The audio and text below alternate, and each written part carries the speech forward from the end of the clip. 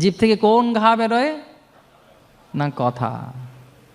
তো সেই জন্যে আজকের আলোচনার বিষয়ে আমরা আলোচনা করব যে কীরকম কথা বলতে হয়, কোথায় চুপ থাকতে হয়, কীরকম কথা বললে শত্রুকে ওর উপরও বিজয় প্রাপ্ত হওয়া যায়, আর কোন কথা বললে মিত্র শত্রুতে পরিণত হয়ে যায়।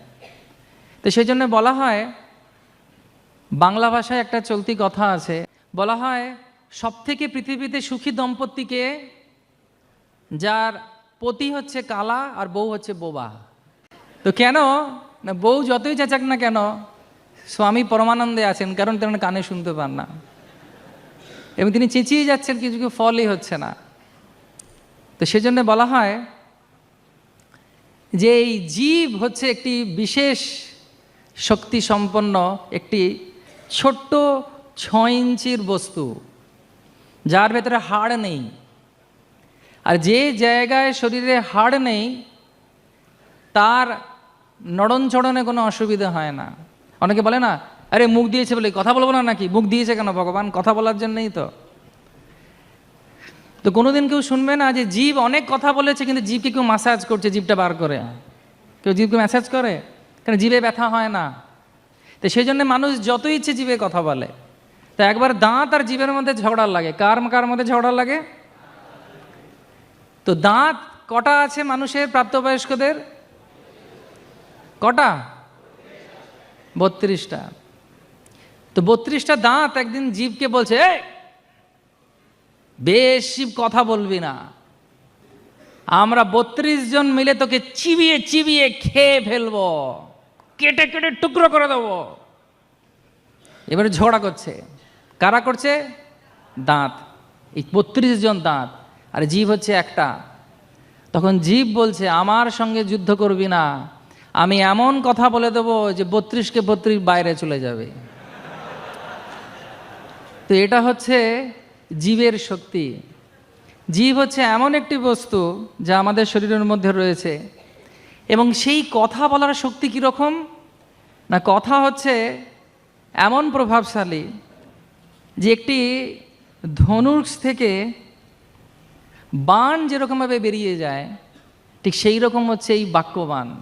একবার যদি এই মুখ থেকে কোনো কথা বেরোয়, সেটাকে ঢাকার জন্য, যদি ভুল কথা বেরোয়, সেটিকে ঢাকার জন্যে সারা জীবন চেষ্টা করে গেলেও মানুষ কিন্তু মনে রেখে দেয়, না তুমি কিন্তু একবার এই কথা বলেছিলে, না আমি ভুলিনি, তুমি কিন্তু সেদিন এই কথা বলেছিলে, দাদা কথা হবে না, এই কথা কিন্তু তুমি বলেছিলে, আমি কিন্তু এখনো পর্যন্ত এটা মনে রেখে দিয়েছি, না আসলে তা না, তুমি কিন্তু একদিন এই কথা বলেছিলে।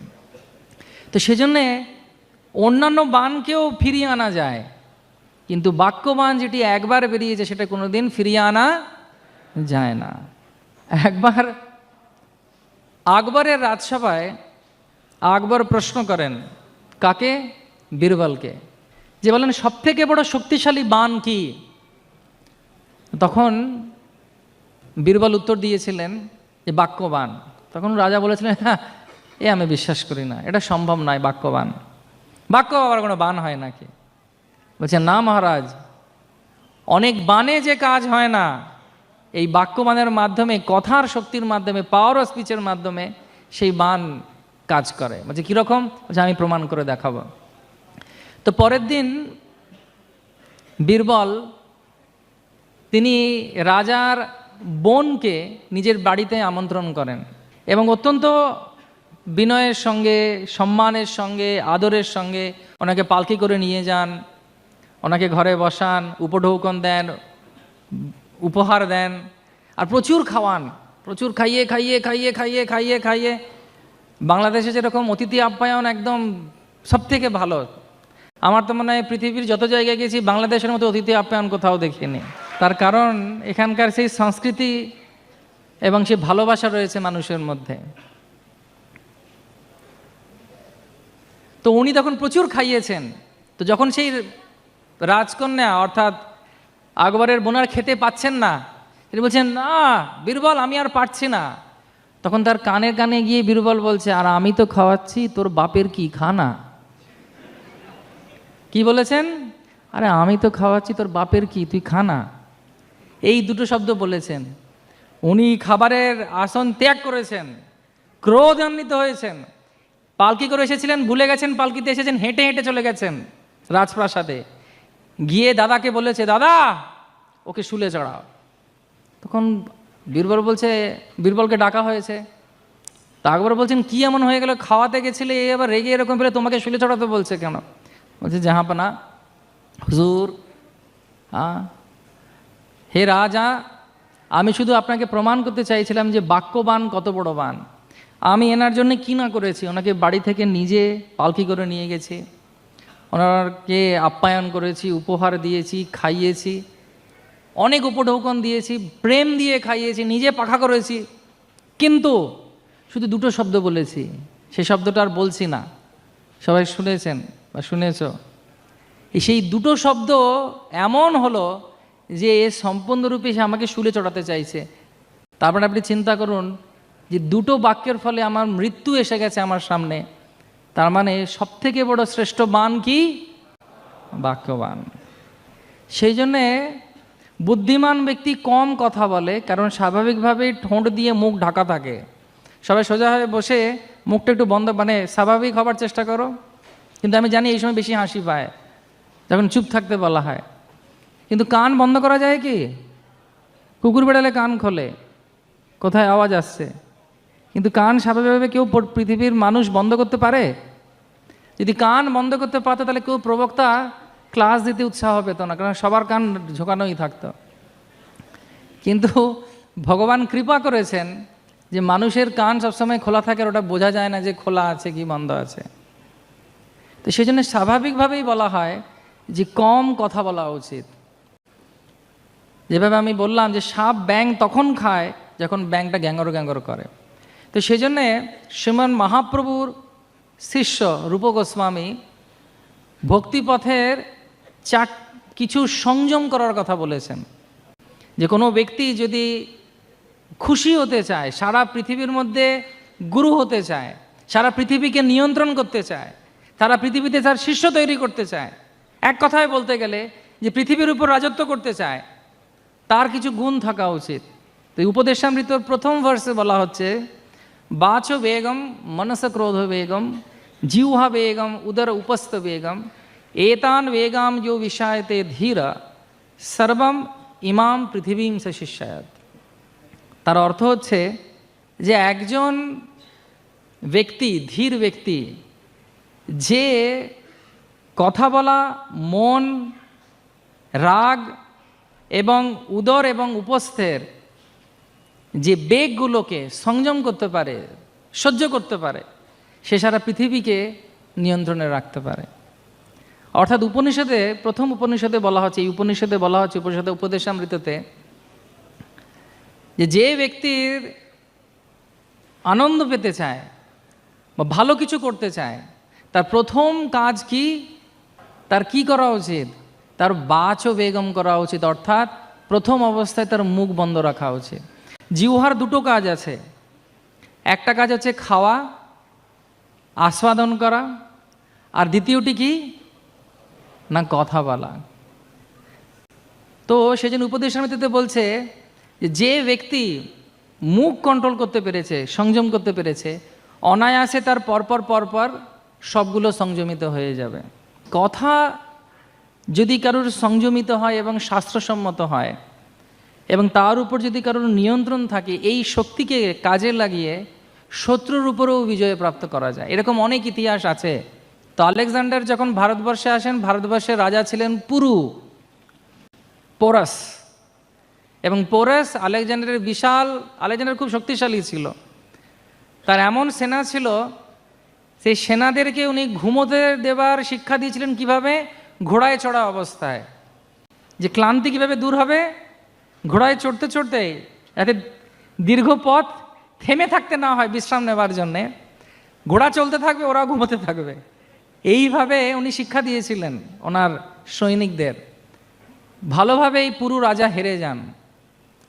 তো পুরু রাজা যখন হেরে যান, তখন পোরাস বা পুরু রাজাকে বন্দি করে নিয়ে আসা হয় আলেকজান্ডারের কাছে। এবং আলেকজান্ডার ওনাকে প্রশ্ন করেন, খুব সাধারণ প্রশ্ন। ওনাকে প্রশ্ন করেছিলেন যে তুমি আমার কাছে কীরকম ব্যবহার আশা করো।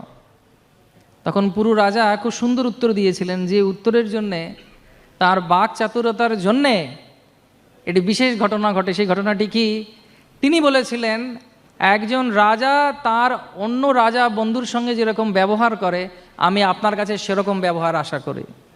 এবং আলেকজান্ডার ওতে এত খুশি হয়েছিলেন, প্রসন্নতা লাভ করেছিলেন, তিনি পুরো রাজাকে সম্পূর্ণ ভারতবর্ষ আবার ফেরত দিয়ে দিয়েছিলেন।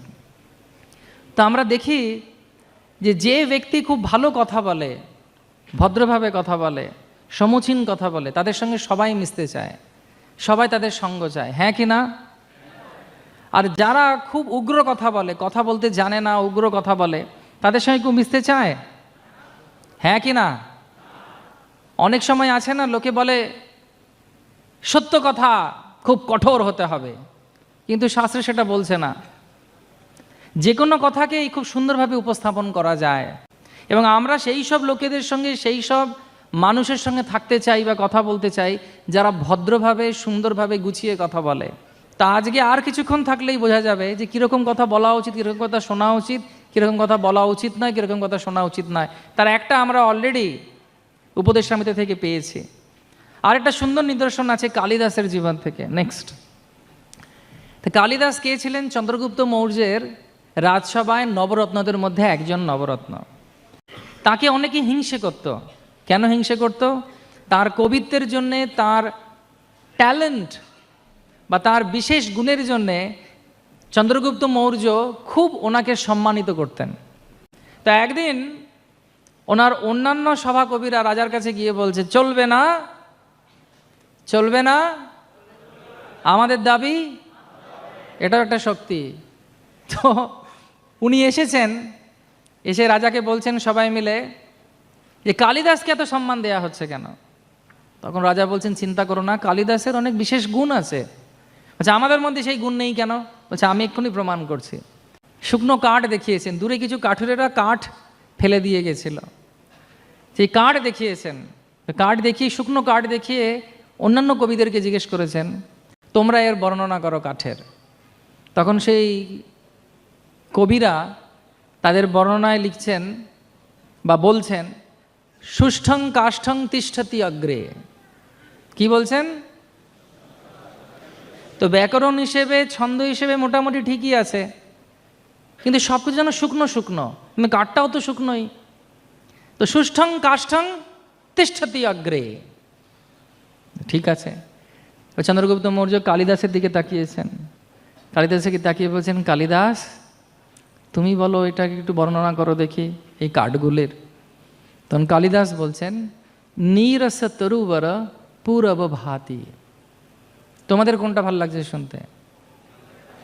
হ্যাঁ, আবার বলছি, সুষ্ঠং কাষ্ঠং তিষ্ঠতি অগ্রে। আর কালিদাস বলছেন, নীরস তরুবর পূরব ভাতি। কোনটা ভাল লাগছে শুনতে? কালিদাসে কারা ভোট দেবে? কালিদাসকে। ওকে, এখন তো ভোটের জমানা, ভোট। হ্যাঁ, তো কালিদাস কেন না, এটা একটা শুকনো কাঠের মধ্যে উনি রস ঢুকিয়ে দিলেন। কিভাবে? চয়ন করার ক্ষমতা, কথা বলার ক্ষমতা, রসাস্বাদনের ক্ষমতার জন্য। তো ভগবান শ্রীমদ্ ভগবদ্ গীতার 17 নম্বর অধ্যায়ের 15 নম্বর শ্লোকে বলছেন, অনুদ্বেগম করম বাক্যম সত্যম প্রিয়ম হিতম চ যৎ সধ্যাসে অভ্যাসে ন চৈব বাগময়ং তপ উচ্যতে। তার অর্থ হচ্ছে যে বাক্যের তপস্যা কি? বাক্যের তপস্যা হচ্ছে যে বাক্যকে হতে হবে অনুদ্বেগকারী। কীরকম কথা বলা উচিত? এখানে দেখো বলা হচ্ছে, ভগবান কৃষ্ণ নিজে বলছেন। ভগবান কি বলছেন? অনুদ্বেগ দেওয়া কথা বলা উচিত। তো সেজন্যে অনুদ্বেগকারী কথা বলতে হবে, যে কথা কারুর জীবনে বা কারুর মনে উদ্বেগ সৃষ্টি করবেন। এটা ভগবান কৃষ্ণ বলছে, এটা হচ্ছে বাক্যের তপস্যা। অনেক সময় অনেক ইচ্ছে করে কথা বলতে, জীব দিয়েছে কথা বলো বলো বলো, তারপরে আবার যখন ওদিক থেকে তখন ওরে বাবা ওরে বাবা ওরে বাবা, কীরকম করে হচ্ছে। তো সেই জন্য বলা হচ্ছে, ভগবান চেকলিস্ট দিচ্ছেন কীরকম কথা বলা উচিত। তো ফার্স্ট কি? অনুদ্বেগম করম বাক্যম। বাক্যের তপস্যা কি? অনেক কথা বলতে ইচ্ছে করে, কিন্তু স্থান কাল পাত্র কার সঙ্গে কথা বলছি আমি? বাবা, শিক্ষক, গুরুবর্গ, বন্ধু, ভাই, বা খুব ব্যক্তিগত কেউ, কাছের কেউ? হরে কৃষ্ণা। হ্যাঁ, তখন খুব সাবধানতা অবলম্বন করে কথা বলতে হবে। কিন্তু বন্ধু বান্ধবদের সঙ্গে কথা বলছি, খুব সমবয়স্ক কেউ, কাছের বন্ধু, তাদের সঙ্গে কিভাবে কথা বলবো? তো ভগবান বলছেন, কৃষ্ণ নিজে বলছেন, বাক্যের তপস্যাটি কি? প্রথম, অনুদ্বেগ। উদ্বেগ দেওয়া যাবে না কাউকে, এমন কথা বলা উচিত নয় যে উদ্বেগ দেওয়া যাবে না। কীরকম কথা বলা উচিত বা কীরকম কথা শোনা উচিত, দুটো একই। তো সেই সম্পর্কে সক্রেটিসের গল্প বলবো তোমাদের। গল্প শুনতে ভালো লাগে? তো সক্রেটিসের কাছে একজন বন্ধু এসেছে। কীরকম কথা শোনা উচিত আর কীরকম কথা বলা উচিত, একই ব্যাপার। সব কিছু শব্দ নিয়ে হচ্ছে। তো সক্রেটিস যে কথাটা বলেছেন তার অনেক বছর আগে ভগবান একই কথা ভগবদ্গীতায় 17 নম্বর অধ্যায় 15 নম্বরে বলে দিয়ে গেছেন। তো সক্রেটিসের কাছে সক্রেটিসের বন্ধু এসে বলছেন, শুনেছিস ওই যে আমাদের বন্ধু আর ওই যে মেয়েটা, তখন সক্রেটিস কিছু শোনার আগে বলছে, এই এক মিনিট, তুমি যে কথাটা বলছো এটা কি তুমি নিজে জানো যেটা সত্য কি না? সত্যম, তুমি কি নিজে দেখেছো, নিজে শুনেছো, নিজের সাক্ষী? তাহলে আমি শুনবো। বলছে, না আমি সাক্ষী নয়, মানে শুনলাম আর কি। অনেক সময় শোনা কথা মজার লাগে না খুব, ওটাকে প্রজল্পে বলা হয়, খুব টেস্টি। কে কি করলো, কার বাড়িতে কি হচ্ছে, কে কার সঙ্গে পালালো, কোথায় দেখা হলো, তার সঙ্গে কার সঙ্গে দেখা হলো, হরে কৃষ্ণ, খুব আনন্দ এইসব কথা শুনতে। এগুলো কেউ সত্য কথা নয়, পরের মুখের কথা, কিন্তু খুব টেস্টি, চটপটির মতো, খুব ভাল লাগে শুনতে। এই কথাগুলোকে বলা হয় চাইনিজ হুইসপার। চাইনিজ হুইসপার খেলা খেলেছো কোনো দিন? চাইনিজ হুইসপার মানে হচ্ছে একটা খেলা, এটা আমরা ভারতবর্ষেও খেলতাম ছোটোবেলায়। 20-25 জন বাচ্চাকে একসঙ্গে বসানো হয়, একজন দলের নেতা থাকে, গোল করে বসে, অর্ধ বৃত্তাকারে বসে। তার প্রথম জন একটা শব্দ বলবে, যা কিছু হলো, আম। তো যে শুনলো দ্বিতীয়, পরের জন, ও কানে কাছে বলবে আম। ও যা শুনেছে সেটাই ওর পরের জনকে বলবে। তো দেখা গেছে আম হয়ে কথাটা ঢোকে ফার্স্ট জনের মধ্যে, আর জাম হয়ে 22 জনের কাছ থেকে বেরোয়। এটা যে চাইনিজ হুইসপার মানে ধীরে কথা বলা।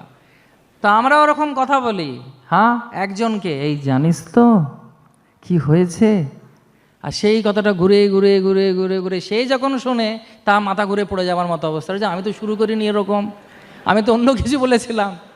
কিন্তু ওই চাইনিজ হুইসপার, আম হয়ে ঢুকেছে কথা, কাঁঠাল হয়ে বেরোলো জাতীয় ফল, হরে কৃষ্ণ। হ্যাঁ, ইন্ডিয়া থেকে আম জাতীয় ফলে ঢুকে বাংলাদেশ থেকে কাঁঠাল হয়ে বেরোচ্ছে। তো এটা হচ্ছে সত্যম কিনা, তুমি তখন জিজ্ঞেস করলেন প্রথমে, যেটা সত্য কথা কিনা। তো বলছেন, মানে আমার মনে হয় না সত্যি এটা। বলছি ঠিক আছে, আরও শুনবো। সত্যম, ভগবান বলছেন প্রিয়ম, এটা কি ভালো কোনো কথা? তখন বন্ধু বলছে, ভালো কথা হলে কি আর তোকে বলতে আসি, হরে কৃষ্ণ। তো ভালো কথা কেউ শুনতে চায় না।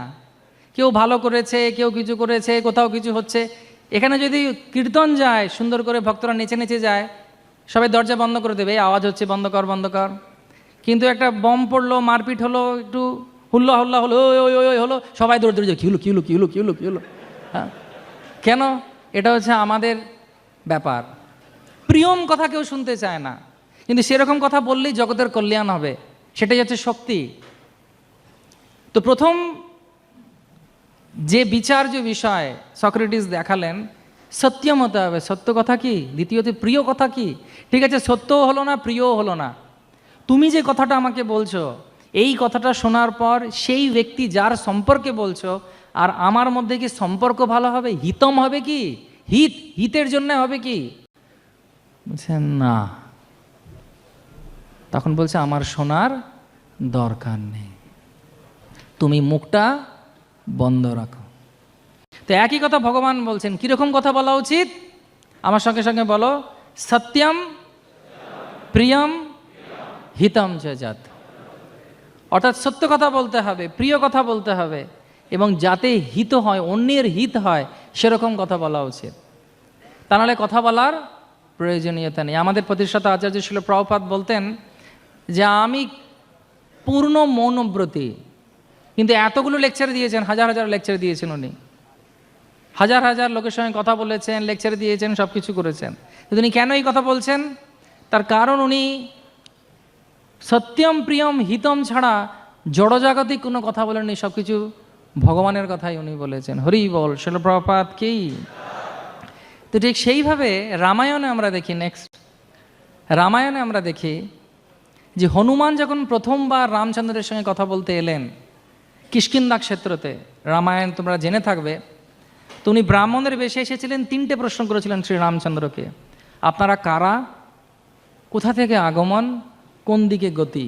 কিন্তু এত সুন্দর এই 3টে কথা, তিনি প্রশ্ন, তার বাক্যবান, তার কথা, তার শব্দ, তার ব্যাকরণ এবং রুচিসম্পদ ভাবভঙ্গি। অনেক সময় আমরা কথা বলি কিন্তু কথার সঙ্গে শারীরিক কোনো মিল থাকে না, বা চেহারার কোনো মিল থাকে না। যেমন আমি যদি আপনাদের সবাইকে বলি হরে কৃষ্ণ জপ করুন, আনন্দ পাবেন, আপনাদের কি আনন্দ পাচ্ছেন? তো আপনারা বলেন প্রভু আপনি আগে জপ করুন, একটু আনন্দ পান। বুঝতে পারলেন? আমি যদি আপনাদেরকে বলি এই যে গীতা আছে না, সবার পড়া উচিত, বুঝলেন, সবার মঙ্গল হবে। বলছে প্রভু আপনাকে তো দেখে তো মনে হচ্ছে না মঙ্গলময় কিছু হয়েছে আপনার জীবনে, আপনি গীতা পড়তে বলছেন কেন? ঠিক সেই রকমভাবে হনুমান, যখন আমরা কথা বলি, কথা বলার সঙ্গে সঙ্গে চেহারার মধ্যেও এবং মুখের মধ্যেও বডি ল্যাঙ্গুয়েজ অনেক কাজ করে। যদি খুশি হয়েছে কেউ, খুশিটাকে প্রভাবিত করতে হবে চেহারার মাধ্যমে। তো রামচন্দ্র হনুমানের এই গুণগুলো এবং বাক্যের শক্তি দেখে তিনি প্রথম বার্তায়, প্রথম ব্যাপারেই, প্রথম সময়ে লাভ অ্যাট ফার্স্ট সাইট হয়ে যায়। ভগবানকে দেখে দাসের কি হবে, দাসকে দেখে ভগবান সম্পূর্ণরূপে খুশি হয়ে গেছেন। কেন? এমন তার গুণ। হনুমানজি কি, হনুমানকে প্রথমবারই দেখে লাভ অ্যাট ফার্স্ট সাইট হয়ে গেছে। কার? রামের, হনুমানের নয়। এবং রামচন্দ্র লক্ষ্মণকে বলেছিলেন এই ব্যক্তি সমগ্র বেদে, চতুর্বেদ এর মুখস্থ, উপনিষদ মুখস্থ, তাহলে এরকম কথা বলতে পারে না।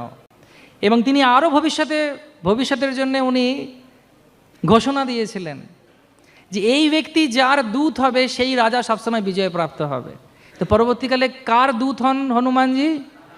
সিয়াवर রামচন্দ্র কি, পবন সুত হনুমান কি।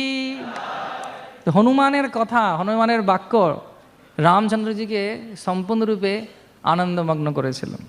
এবং তারপর আমরা জানি সীতার খবর নেক্সট, রামচন্দ্র নিজে আনেন। কার মাধ্যমে? হনুমানের মাধ্যমে। তো এখন বক্তব্য হচ্ছে,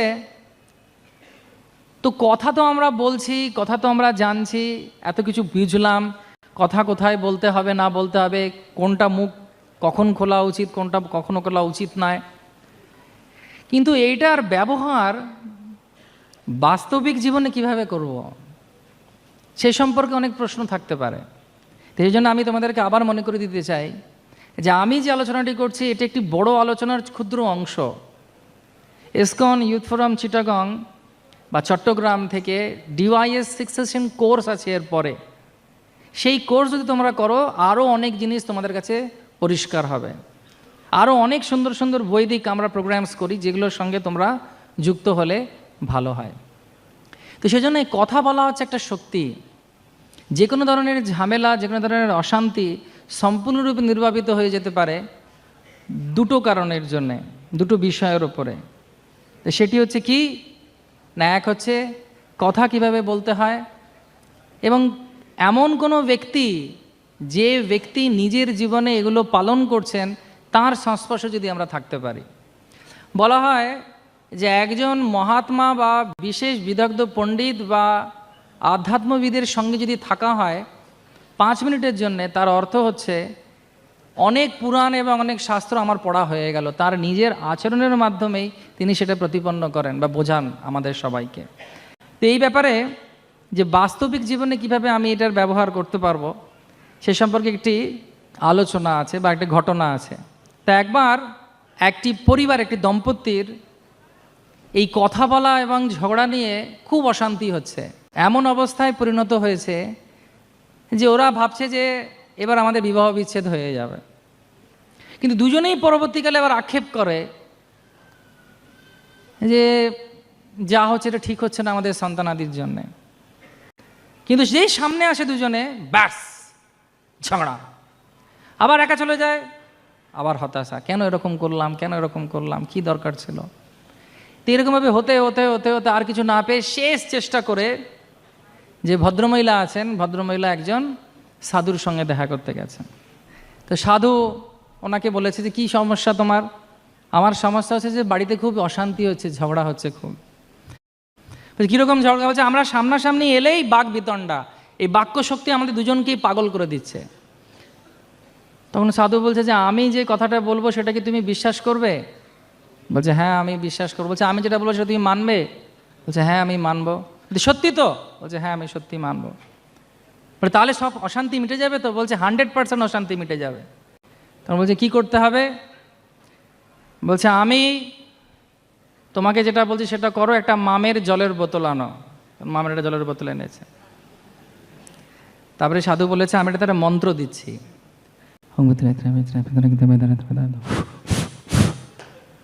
মন্ত্র দিয়েছে। তুই বলছি এটা এখন একটা মন্ত্রপুত জল, এটা একটা বিশেষ ব্যবহার আছে। তুমি যখন বাড়ি ফিরবে তোমার পতি তোমার সামনে আসবে, আবার কি হবে, তখন তুমি কিছু বলবে না, তুমি একটু এই জল মুখে নেবে, কিন্তু গিলবে না কি ফেলবে না। বোঝা গেছে? যারা যারা বুঝেছেন একটু বুঝতে পারছেন তো? তো সবাই মিলে তখন ভদ্রমহিলা বলছেন গুরুজি কি বললেন? বলছেন হ্যাঁ ঠিক বলেছে, এটা মুখে নেবে, গিলবে না ফেলবে না, সব ঠিক হয়ে যাবে। ওম শান্তি, ওম শান্তি, ওম শান্তি। খুব ভালো। তো সাধুর উপরে বিশ্বাস, আর মামের মন্ত্রপুত ফোঁকা জল তিনি বাড়িতে গেছে। অনেকক্ষণ পরে ফিরেছে বাচ্চা কাচ্চাকে নিয়ে, পতি হিমশিম খাচ্ছে। আর যেই ঢুকেছে ঘরে শুরু হওয়ার আগেই ভদ্ররা বলছেন এই এক মিনিট এক মিনিট।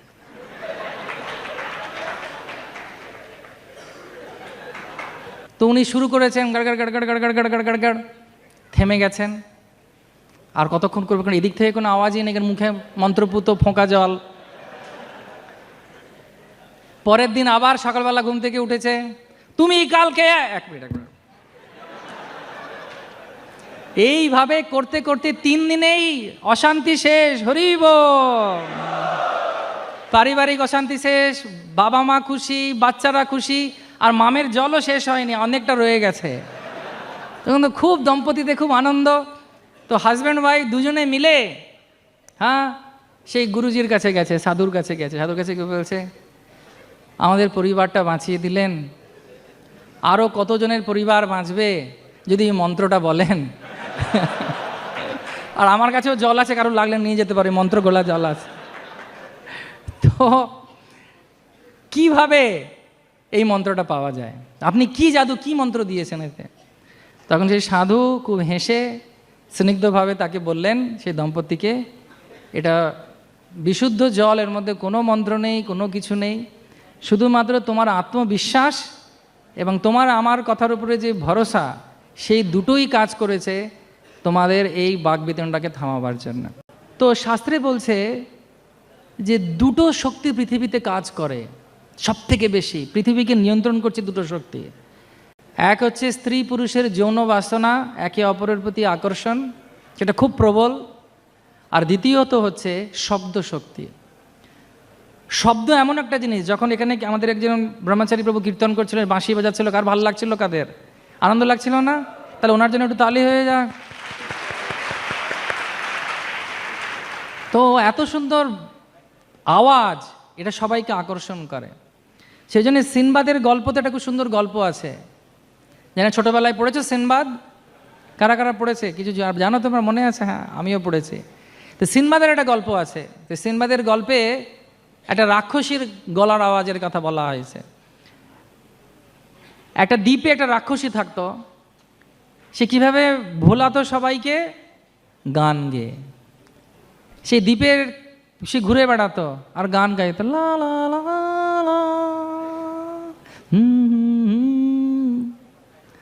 আর সেই আওয়াজ শুনে এত সুন্দর আওয়াজ হতো, সবাই ধরে ধরে ধরে ধরে যেত। আর যেই যেত, সে রাক্ষসী নিজের রূপ ধরে স্বরূপে এসে শেষ। কিন্তু তার আওয়াজটা এত সুন্দর ছিল যে সবাই শুনতে চাইতো। তো সিনবাদ চাইলো কি, যে আমি আওয়াজও শুনবো, পেটেও যাব না ওর। তো কি করা যায়? তো তিনি তখন তার জাহাজের লোকদেরকে বললেন, আমাকে মাস্তুলের সঙ্গে বাঁধো, তোমাদের সবার কানে দাও মোম, আর জাহাজটাকে একদম দ্বীপের কাছে নিয়ে যাও, এবং আমি তোমাদেরকে যদি আমাদেরকে ছাড়াতে বলবো, তোমরা আমার কথা শুনবে না। 5 মিনিটের মধ্যেই আবার জাহাজটাকে ঘুরিয়ে অন্যদিকে নিয়ে যাবে। তো যেই মুহূর্তে তিনি ওই সবাই মনে মোম দিয়ে দিয়েছে কানে, যাতে ওরা শুনতে না পায়, ওরা পাগল না হয়। আর যেই জাহাজটাকে নিয়ে গেছে কাছে, তো এই আওয়াজ শুনেছে, হা লা লা লা, হুম হুম হুম হুম। আর যেই শুনেছে, তখন উনি বলছেন, আমাকে ছেড়ে দাও, আমাকে বাঁচতে দাও, আমাকে ওর কাছে যেতে দাও। কিন্তু কেউ শুনতে পাচ্ছে না। আর 5 মিনিটের মধ্যেই পাশ কাটিয়ে ওনারা অন্য জায়গায় চলে গেছেন। তো বক্তব্য এইটাই, যে শব্দশক্তি হচ্ছে এই নারী পুরুষের আকর্ষণের থেকেও শ্রেষ্ঠ আকর্ষণ। এবং এই শব্দের প্রতি যদি আমাদের ইচ্ছা থাকে, বা আমাদের যদি প্রবল আসক্তি থাকে এই শব্দের প্রতি, এই শব্দ একমাত্র আমাদেরকে বাঁচাতে পারে জড়জাগতিক যে কোনো অশান্তি থেকে। তো সেটাও হচ্ছে এক প্রকারের পাওয়ার অফ স্পিচ। তো সেজন্য বলা হয় নেক্সট, যে ব্যক্তি এই শব্দের প্রতি আকর্ষিত, সে কোনোদিন আর জড়জাগতিক কোনো জিনিসের প্রতি অত বেশি আকর্ষণ বা বিমোহিত হতে পারবে না। তো বক্তব্য অনেক কিছু আমরা আলোচনা করলাম।